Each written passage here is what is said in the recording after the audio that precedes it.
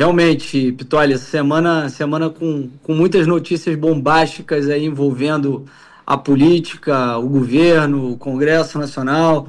Nós estamos vendo aí, hoje mesmo saiu uma notícia de que as nossas estatais estão com um rombo recorde, 9 bilhões. É uma coisa assim absurda demais, né?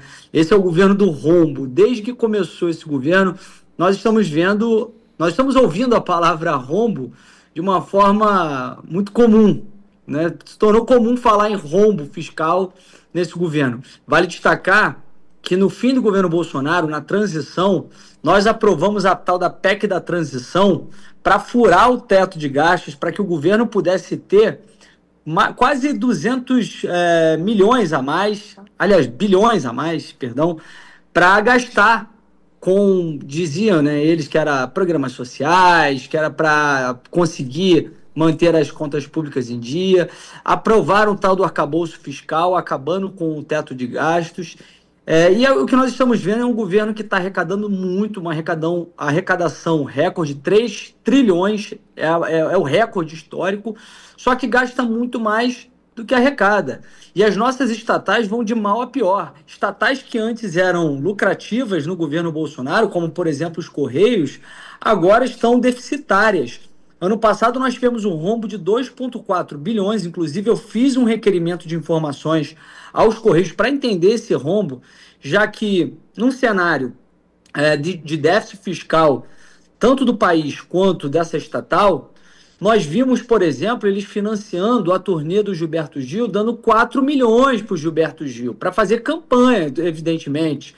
É cabo eleitoral do governo, cabo eleitoral do Lula. Está descendo aqui, peraí. E nós vimos também eles dando aumentos para si próprios, para os dirigentes que ganham assim salários de mais de 50 mil. E aí eu fiz um requerimento de informações e eles responderam agora, logo agora que surgiu essa nova notícia de que o rombo fiscal, o rombo dos Correios é de 20 bilhões de reais.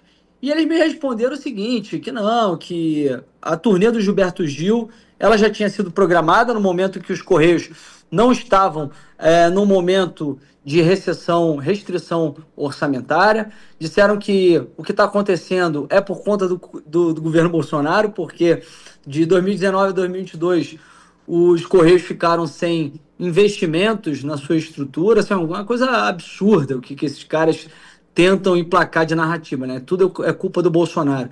E nós estamos vendo os Correios com todo esse rombo recorrendo aos bancos públicos para pedir empréstimo, para cobrir o déficit, para cobrir o caixa que está aí com esse rombo bilionário. Mas, assim, é algo que não tem sentido de fazer. Como é que você vai emprestar dinheiro para uma empresa deficitária simplesmente para tapar um rombo, se o problema dessa empresa não é um problema de estoque, é de fluxo? Por quê? Porque a empresa ela gasta muito mais do que tem de receitas. Tem uma gastança muito maior do que ela arrecada. Por isso que não adianta fazer empréstimo com bancos públicos, até porque simplesmente você vai cobrir, mas o rombo vai continuar crescendo após você cobrir. E isso vai tirar o dinheiro do cidadão, vai tirar dinheiro dos impostos do cidadão, e com isso também os serviços dos Correios para pagar esse empréstimo, eles vão ter que ser aumentados, os valores, e vão ser repassados para quem? Para o cidadão pagar. É uma coisa absurda que a gente está vivendo no nosso país e, assim, só idiota para não enxergar como é um governo desastroso, é pior que praga do Egito. Um governo que gasta muito, arrecada muito, o tempo inteiro querendo tirar mais da população, mais impostos para poder cobrir as despesas desenfreadas que vem fazendo. E as pessoas parecem, algumas delas, que assim, tá tudo bem, tá tudo certo, nada tem de errado no nosso país. É uma diferença discrepante para o que era o governo Bolsonaro.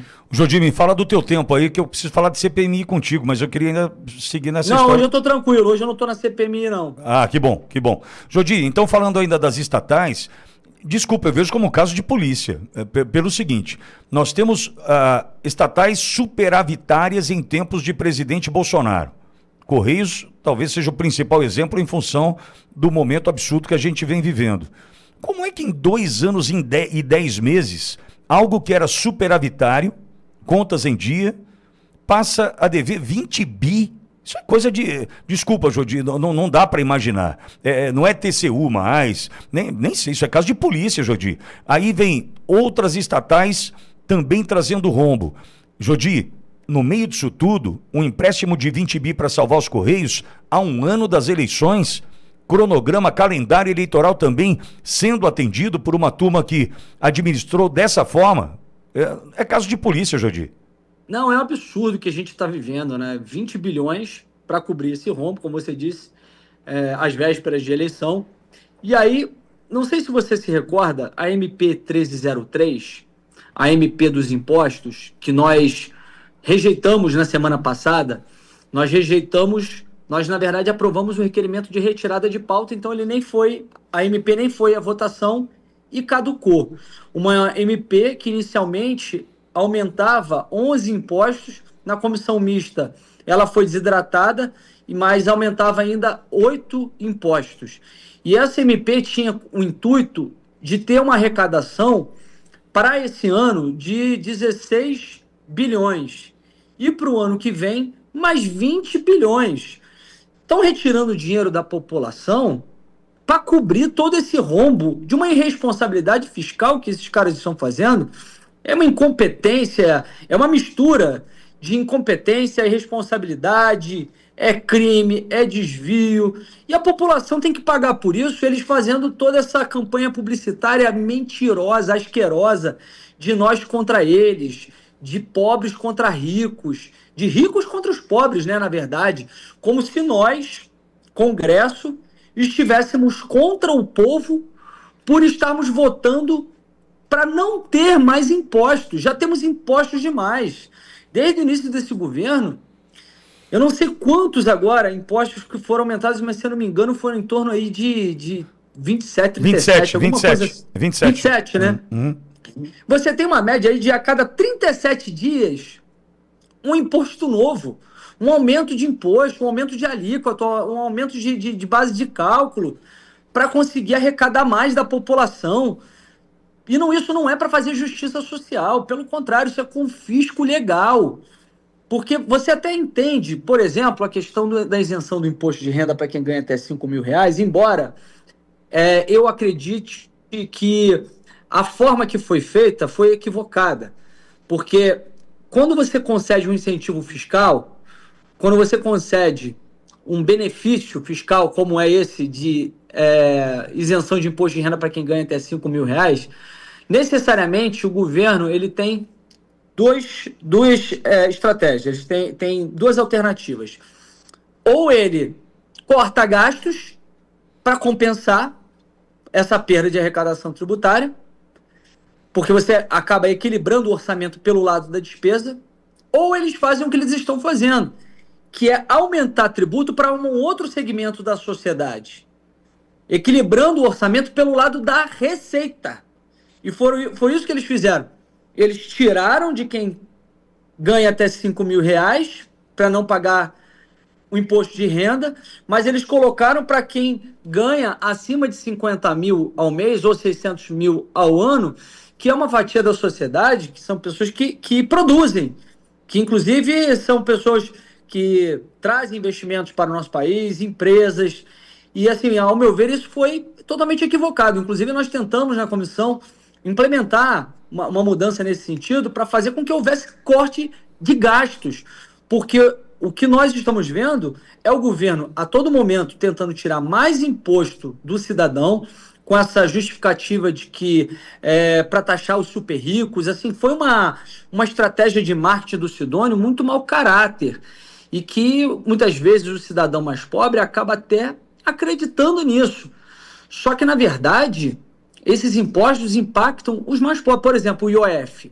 Eles falam que é taxar super rico. Pelo contrário, o IOF ele incide sobre operações financeiras. As pessoas que parcelam alguma coisa no cartão de crédito são as pessoas mais humildes. O cara, às vezes, quer comprar uma geladeira, quer comprar um fogão, ele vai parcelar no cartão de crédito. Ele paga IOF. Entendeu? Então, assim, quem vai pegar empréstimos também, quem são? São os mais pobres, não é o mais rico.